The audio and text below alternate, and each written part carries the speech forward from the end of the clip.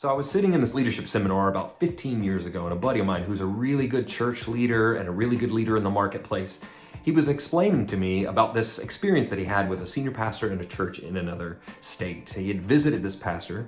The pastor called him and said, "Hey, listen, I'm frustrated. The church isn't growing. We haven't been as successful as we want it to be. People are leaving. I don't understand why. Can you come and help me figure it out?"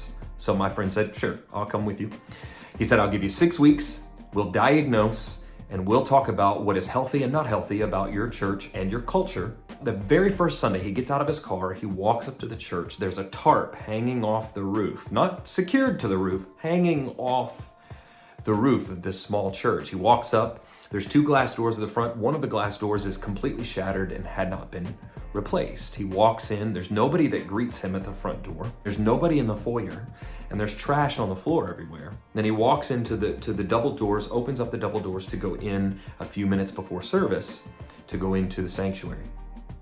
When he gets in there, he notices there's offering envelopes and stuff all over the floor. So he goes to the restroom, he walks in the stall, the flip-up toilet seat is off the toilet and is leaning against the wall.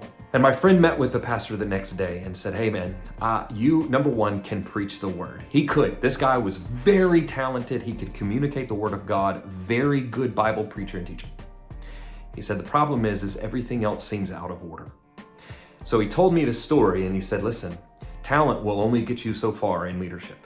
It's so much more than talent that it takes. All the details matter. So plan your work your plan. It takes so much more than talent in leadership."